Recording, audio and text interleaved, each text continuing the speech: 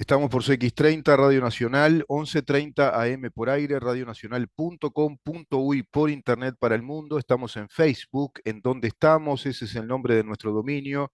Estamos en X, arroba en donde estamos, Instagram, en donde estamos Uru, y también tenemos nuestro canal Tweets desde Instagram, y nuestro canal YouTube, mirá en donde estamos. Ahí tenés toda la programación de 4 años prácticamente editada por separado, columna por columna, con cada uno de nuestros columnistas, nuestros panelistas, los distintos participantes, entrevistas, notas y nuestras editoriales. Tenés todo el material en nuestro canal YouTube, mirá en dónde estamos. Te suscribís, es absolutamente gratis y ahí tenés, bueno, un montón de material vinculado a todo este tipo de análisis que hacemos respecto a este contexto de batalla cultural. Hay una muy fuerte batalla cultural por un modelo de poder político para nuestros estados. Esto no es pavada, esto se está dando en todos nuestros países y hablamos en calidad y en condición de uruguayos, se está dando en la República Oriental del Uruguay, que de República Oriental del Uruguay, soberana, Estado constitucional de derecho, cada vez tiene menos. La invasión marxista en nuestro Estado democrático de derecho es una realidad. Cuando empiezo a leer varias leyes de orden público en nuestro país, descubro que todas ellas son inconstitucionales. Si pensara que esto es consecuencia del descuido legislativo o de la torpeza parlamentaria en primer término, considero que estaría pecando de ingenuísimo, ya no solo de ingenuo, de ingenuísimo. Creo no hay otro calificativo para una actitud tan desaprensiva de parte de un periodista que pretenda desarrollar la información y el análisis político de la actividad del poder en su país. Eso es lo que estimo. Sería una actitud irresponsable y desaprensiva de parte de un periodista que pretenda desarrollar la información junto al análisis de esa información respecto a la actividad política del poder en nuestro país. En segundo término, considero que estaría reconociendo una terrible verdad, y no es otra cosa que reconocer entonces la incapacidad legislativa de nuestros legisladores por un plazo histórico no menor a 18 años hacia esta fecha, a la fecha. Sería terrible pensar entonces que estamos ante la incapacidad brutal de nuestros legisladores que vienen legislando al país consecutivamente en estos 18 años en contravención o desconociendo los principios constitucionales de nuestro Estado de Derecho, por ende, de nuestro orden jurídico. Acá la afirmación es obvia, y si usted quiere, atípica, en el ejercicio del periodismo dedicado al análisis político institucional del poder político estatal y su desarrollo. En nuestro país, esto que acabo de decir y lo que vengo desarrollando ya hace tiempo es atípico, es prácticamente insólito en nuestro país que un periodista analice desde esta perspectiva que es estructural, orgánica, funcional de una invasión marxista, de una invasión neomarxista en nuestro Estado de Derecho por la vía legislativa, que es lo que el comunismo internacional llama la revolución pacífica, que es por la vía de la estrategia gramsciana de la revolución cultural. Culturalmente revolucionar al Estado burgués capitalista que estructuralmente genera desigualdad. Eso dice la interpretación gramsciana de la teoría marxista. Y esa es la interpretación medular, el nudo causal del desarrollo internacional de esta modalidad estratégica del marxismo cultural, que lo vemos en la ideología LGBT, en los principios de la sociedad inclusiva con las leyes de cuotas, lo vemos en el forzoso y pertinaz como aberrante sublenguaje llamado lenguaje inclusivo, lo vemos en la estructura fiscalista de los sistemas de justicias penales, lo vemos en la tipificación de delitos de género, lo vemos en la construcción de institutos que son inconstitucionales como la Institución Nacional de los Derechos Humanos, lo vemos en las divisiones de género en todos los ministerios, administración central y descentralizada. Por ende, es fácil demostrar lo que digo, es fácil, dado que hay un principio, un aforismo científico que dice a afirmaciones extraordinarias, demostraciones extraordinarias. Pero esto de extraordinario no tiene nada. Veamos lo siguiente. La ley que crea la Fiscalía General de la Nación es inconstitucional. ¿Por qué? Porque la crea con una naturaleza jurídica de servicio descentralizado y nuestra Constitución establece a texto expreso que los servicios, los entes autónomos, dice así, y servicios descentralizados solo serán creados a los efectos de fines comerciales o industriales. La ley que crea la JUTEP es inconstitucional. La propia ley lo dice en el nomen juris, es decir, en el nombre que la ley tiene, cuando nos dice que crea el servicio descentralizado de la JUTEP, inconstitucional. La inconstitucionalidad de estas dos leyes está consagrada en la contradicción que presentan con lo que dispone el artículo 185, sección 11 de la Constitución de la República, que se intitula de los entes autónomos y de los servicios descentralizados.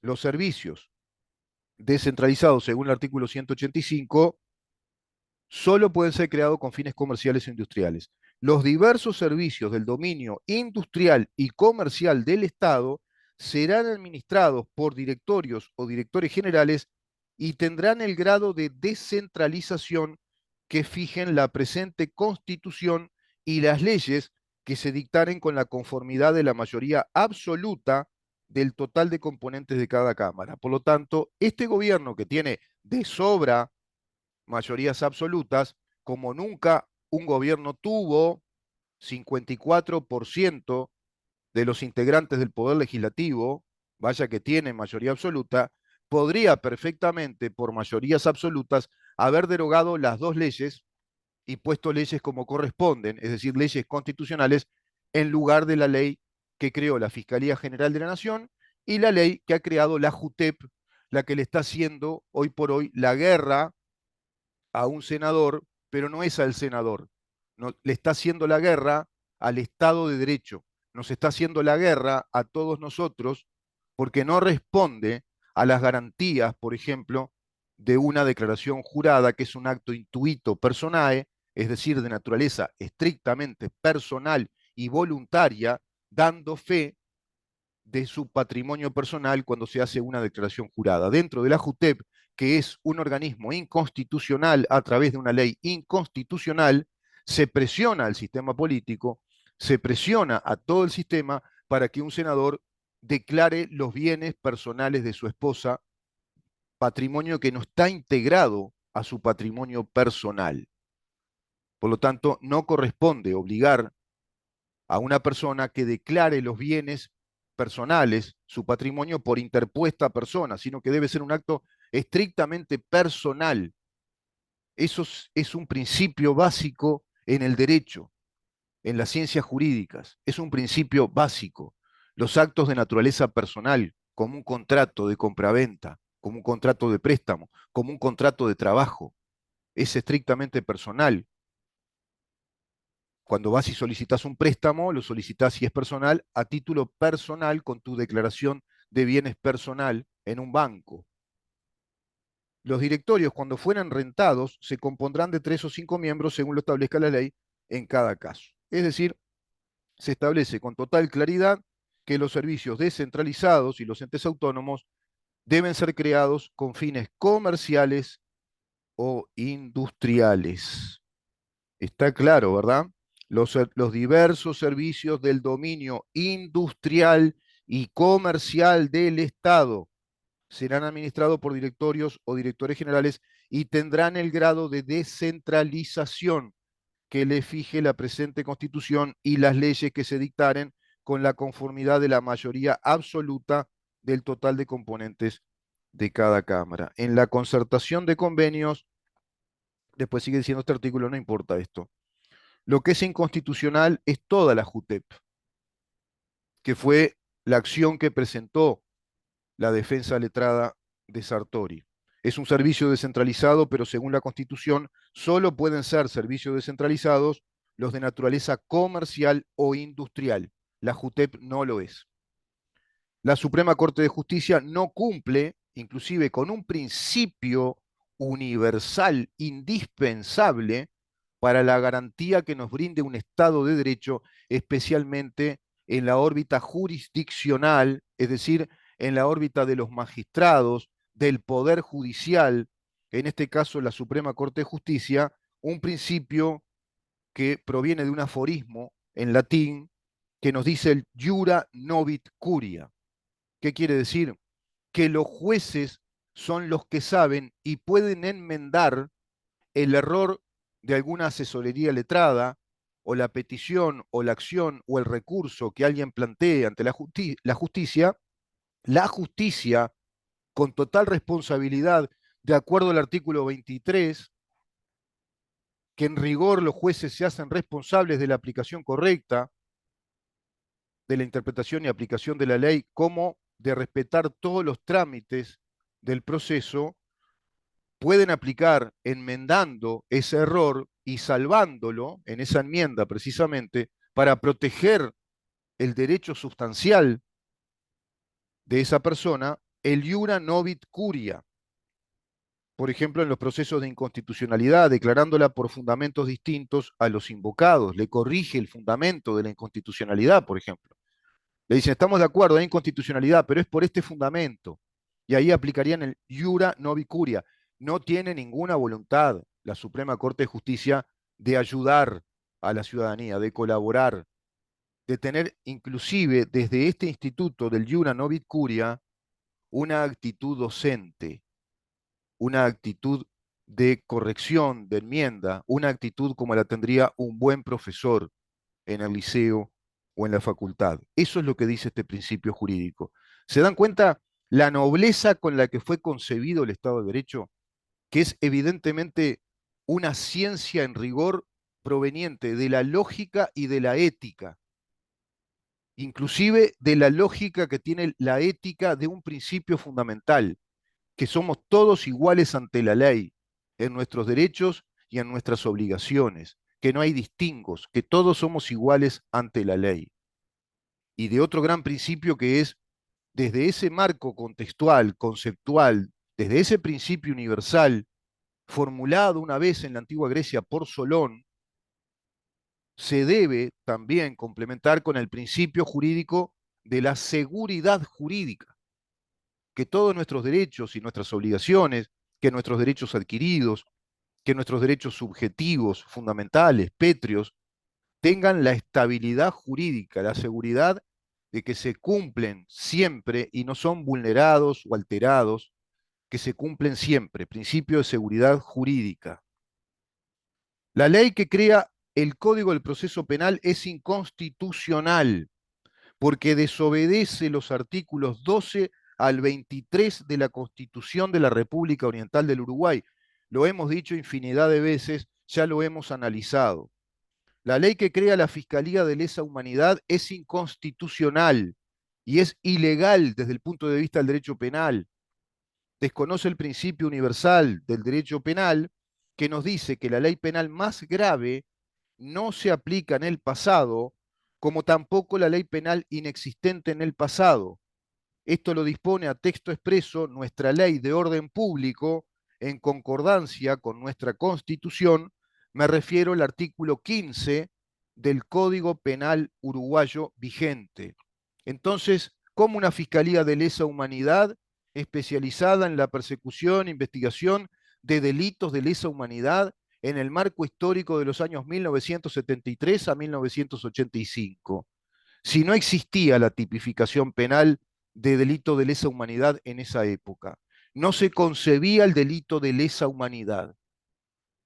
¿Cómo aplicar inclusive una figura penal que no existía con penalidades, con sanciones penales gravísimas, cuando no existía en esa época?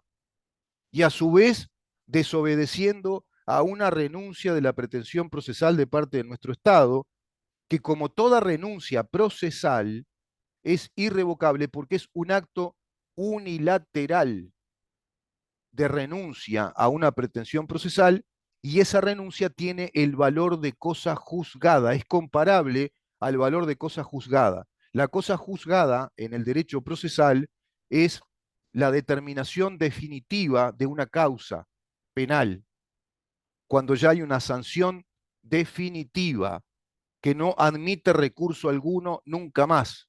Se agotaron todas las instancias procesales, todas las indisponibles y necesarias instancias procesales, todas fueron agotadas, una primera instancia, una segunda instancia, una casación, y se dio una sentencia con fuerza de cosa juzgada. El mismo efecto de irrevocabilidad y de perpetuidad tiene una renuncia procesal. Pues mal, en nuestro país se derogó desde una ley inconstitucional a la ley de caducidad. Impresionante.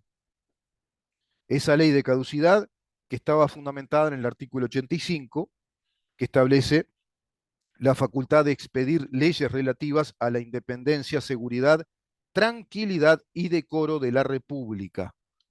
La ley de caducidad se basa en su contenido, en su teleología, en su propósito, en su finalidad, en el artículo 85, numeral tercero, de la Constitución de la República, que dice a texto expreso, expedir leyes relativas a la independencia, seguridad, tranquilidad y decoro de la República. Es evidente que en los grandes temas del Estado se rompió, se violentó, se desobedecen principios como seguridad jurídica, principios como la no retroactividad de la ley penal inexistente en el pasado o la ley penal más grave, se rompió el principio de igualdad ante la ley, se rompió el principio inclusive de la acción de inconstitucionalidad, se han creado leyes inconstitucionales que siguen vigentes en nuestro Estado legal, que es un Estado paralelo al Estado constitucional de derecho.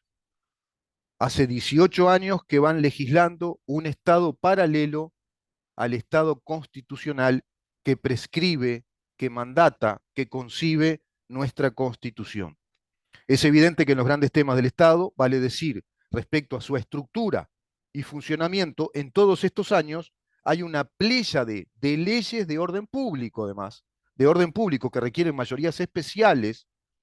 La ley de orden público es el Código Civil, por ejemplo, el Código Penal, el Código del Proceso Penal este que está vigente. Esas leyes de orden público desconocen flagrantemente y abiertamente a nuestra Constitución, lo que equivale a decir que nos están legislando un Estado paralelo a nuestro Estado de Derecho Constitucional desde sus principios jurídicos de la libertad y del orden jurídico de garantías y responsabilidades en el contexto de la seguridad jurídica, la igualdad ante la ley, el gobierno de nuestra Constitución, el principio de funcionalidad, el funcionario a la función y no la función al funcionario, el principio de legalidad, nos gobiernan las leyes y no las voluntades personales ni las corporaciones, sino que nos gobierna la estructura, el orden jurídico que la Constitución mandata. Todo eso se rompió, diría un niño, todo eso fue rompido, lo rompieron. Está absolutamente desobedecida la Constitución de la República en los grandes temas que hacen a la estructura y funcionamiento de nuestro Estado, en los grandes temas. Ni que hablar la cantidad de actos administrativos que incluso en este gobierno vimos que también son inconstitucionales, que no responden al derecho administrativo y lo que la Constitución dice respecto a cómo organizar todo el derecho administrativo para la función o los actos administrativos. El caso más grosero, al menos el más nombrado en este programa y más analizado, es la destitución de la fiscal Fossati de parte del fiscal general de la Nación, del fiscal Juan Gómez, cuando destituye sin argumento válido, jurídicamente válido, sino que lo hace con desviación de poder, acometiendo con un acto administrativo irregular, destituyendo a la fiscal Fossati en plena investigación de una causa enorme, de un crimen organizado, de una asociación para delinquir que falsificaba documentación civil desde organizaciones rusas instaladas en el país, con más de 10.000 documentos truchos, falsificados, según testimonio de quien fue condenado a prisión, el escribano Álvaro Fernández García, si no me equivoco el nombre, escribano que además tenía suspendido el título notarial y desde esa condición de un título suspendido daba fe pública de esa documentación civil, que era falsa.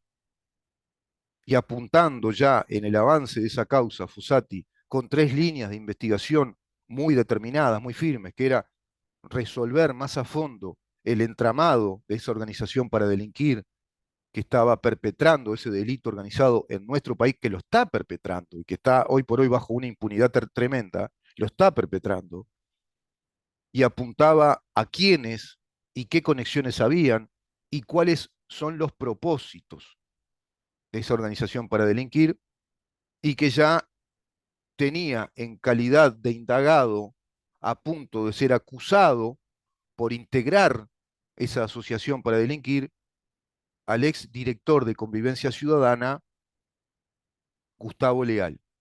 Y a raíz de eso, viene el abogado Diego Camaño, habla a puertas cerradas con el fiscal general de corte, y a los pocos días se resuelve que Fossati se tiene que ir de esa investigación.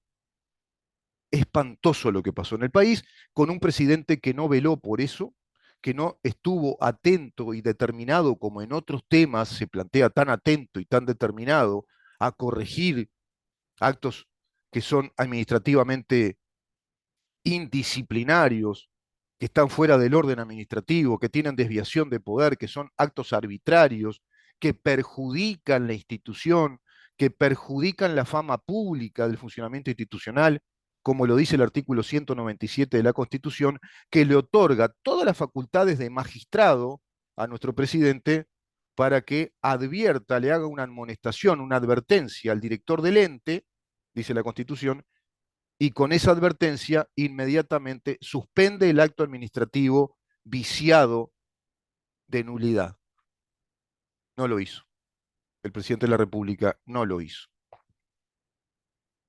Es impresionante cuando uno va viendo toda esta lista de grandes temas que nos demuestran claramente que la Constitución de la República, y con ella evidentemente nuestro Estado de Derecho, está siendo abiertamente desobedecido, creándose desde la legislación y desde los actos administrativos que responden a la legislación, o en otros casos que no, pero que son actos administrativos también nulos, cómo se está creando hace muchos años un Estado paralelo a nuestro Estado constitucional de derecho. No encuentro análisis serios, sistemáticos en la prensa nacional. No hay análisis severos, serios de todo esto que está pasando, que es nada más y nada menos que la invasión marxista en nuestro Estado de Derecho. Ya nos invadieron la casa, y es una invasión de acuerdo a una metodología de estrategia revolucionaria que ellos llaman la revolución pacífica. Estamos prácticamente los uruguayos en manos del marxismo internacional, del comunismo internacional organizado desde el Foro de San Pablo y Grupo de Puebla, con un gobierno que simplemente se limitó a administrar este Estado marxista paralelo a nuestro Estado constitucional de derecho. Diferencias entre uno y otro gobierno: que el gobierno de Frente Amplio va a profundizar esta perpetuidad de la revolución marxista o del marxismo cultural, nos va a instalar definitivamente el socialismo marxista. Uruguay, gran país laboratorio, que está dadas todas las condiciones para que sea el próximo país ya socialista, al estilo Venezuela, quizá con algunas diferencias o matices, pero un Estado socialista, una nueva, digamos, estructura de Estado socialista marxista, que podrá asumir ribetes de marxismo-leninismo, marxismo-trotskismo, marxismo cultural, marxista al fin, con un socialismo. Eso es el Frente Amplio. Y este gobierno ha sido un gobierno administrador de ese Estado marxista que ya se legisló. Diferencia, y hay una diferencia, digamos, lateral, que no es sustancial, que es la siguiente para mí. Este gobierno es muchísimo mejor administrador, es más profesional en la administración, en el orden de la macroeconomía del Estado, administra mejor, es más benigno, es más soft, más light en cuanto a esta línea progresista, woke, de un gobierno que podemos ya calificar como de centro izquierda, instalado en la administración del Estado marxista y no vino con la voluntad de reconstituir el Estado constitucional de derecho.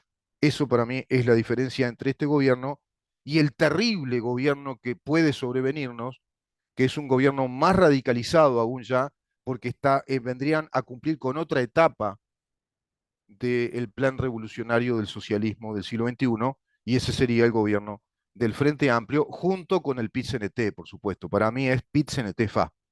Esa es la fuerza de izquierda que nos amenaza fuertemente, que ya nos invadió el Estado, pero que pretende invadir ciertas zonas, aún ciertos confines del Estado de Derecho, que todavía no logró invadir. Pero ya están ahí, a un tris de hacerlo.